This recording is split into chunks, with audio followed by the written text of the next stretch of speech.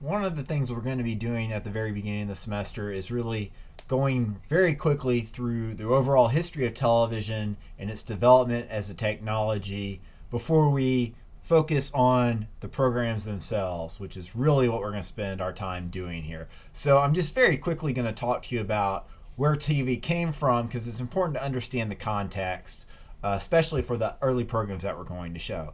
So one thing that's interesting is that television was really delayed a couple of times, and was available and could have existed, except that really the market forces and the economy wasn't ready for it.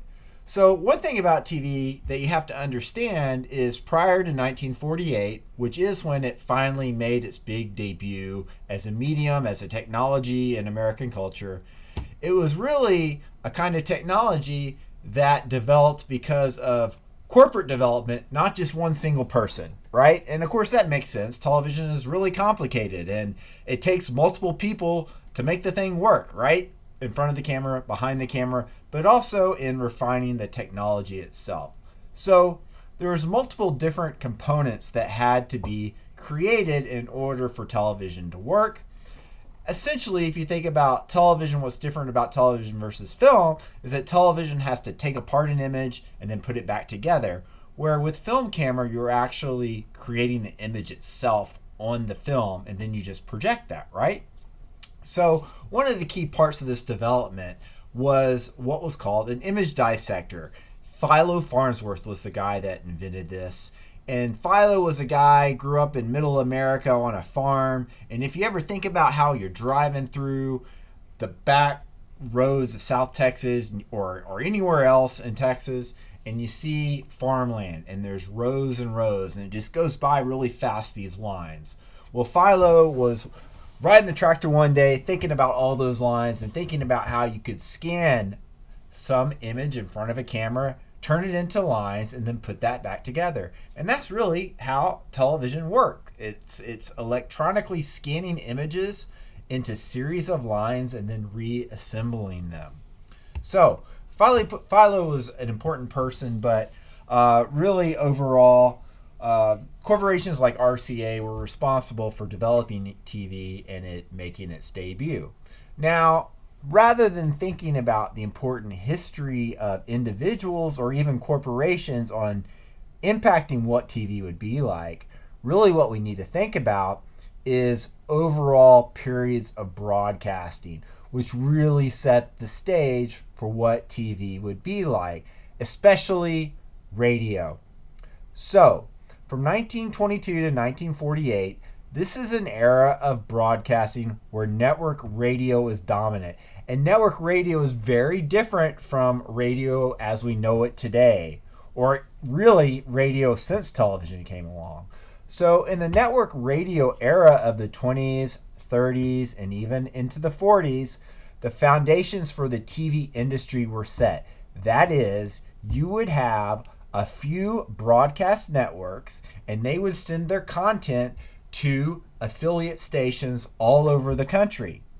In the network radio era, that's how radio worked. If you turned on your radio in Corpus Christi, you could listen to NBC radio or CBS radio, and you would hear the same programming that someone far away in Texas, far away in the United States, anywhere else listened to that network, right? So the industry foundations were set, but also the program genres. In network radio, it wasn't music that you were listening to. There was music, but if it was music, it was live bands broadcasting. Instead, it was soap operas. It was sitcoms.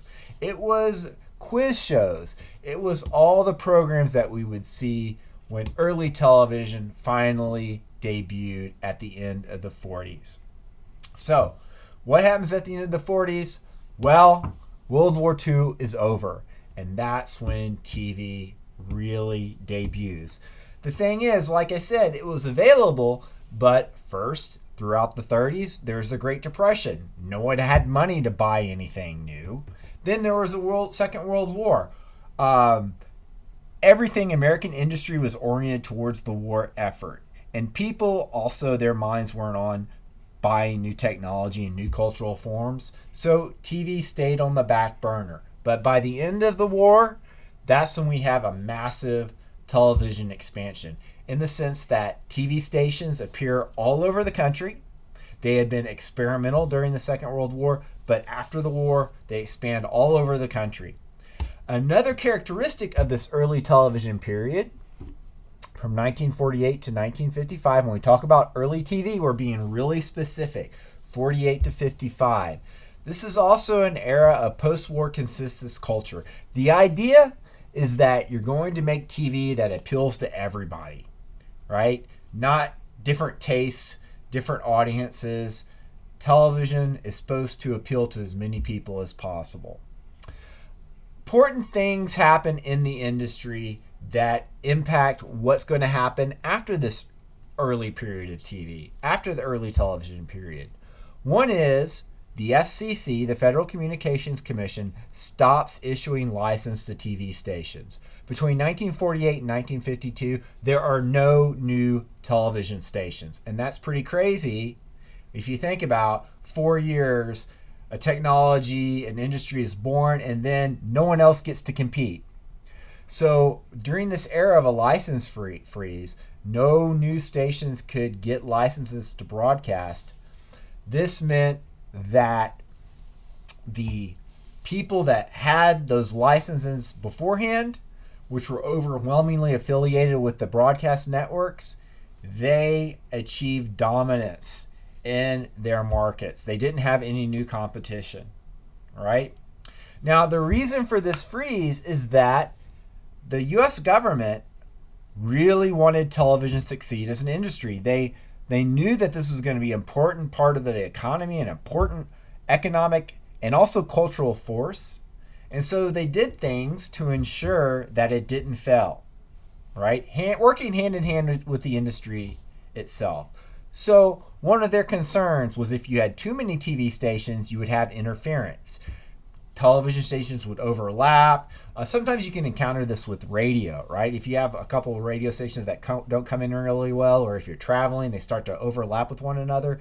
That's what they were worried about with TV. And that's why they stopped giving out licenses. They wanted to figure out a way in which you could have more TV stations, because we like competition and we try to have competition in a free market in the United States. But they wanted to protect the industry. They didn't want to have interference. So that's why they froze licenses until they could figure out a way to have more stations but not interference. And the plan that they came up with was to have both VHF and UHF stations in the same market. Okay? These are different areas of the electromagnetic spectrum. So this meant you could have more stations and they wouldn't overlap. The problem is that UHF isn't really as good a part of the spectrum. And so what happened, the new stations got UHF, but the ones that were VHF had been around longer. They got established in their networks. They figured out how to get programming, how to sell advertising, etc.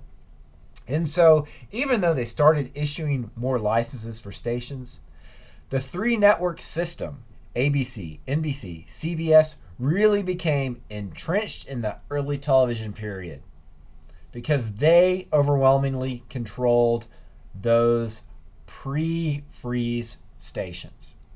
Now, there was another network called the Dumont Network that existed at this time, but ultimately they failed because they could not figure out a good way to get content effectively to affiliate stations. Now, later I'm going to go on into why you would be affiliate, why you just wouldn't make your own TV.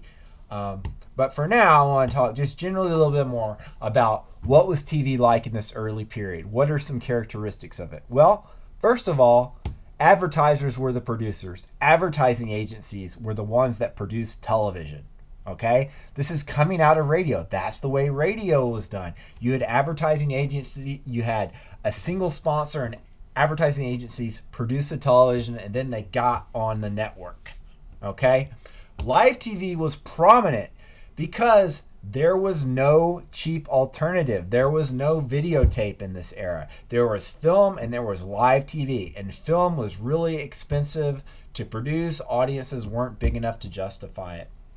One of the things that happened is that there was a quiz show scandal One of the most popular formats of TV in this early era was the live quiz show. Things like recently we've had Who Wants to Be a Millionaire? That's a recent version that's kind of similar to this.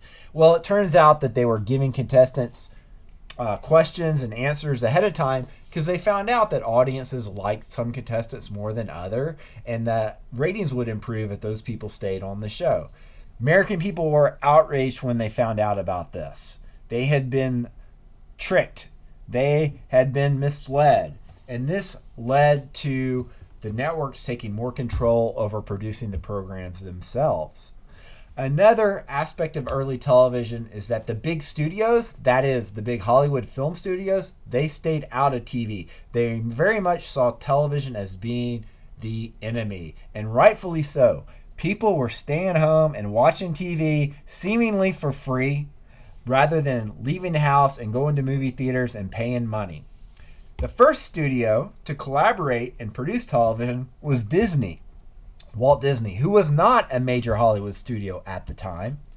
And their first collaboration was a show called Disneyland. I highly encourage you, get on YouTube, look up Disneyland TV show. Or if you have Disney Plus, if you subscribe to Disney Plus, you can find episodes of that on that service.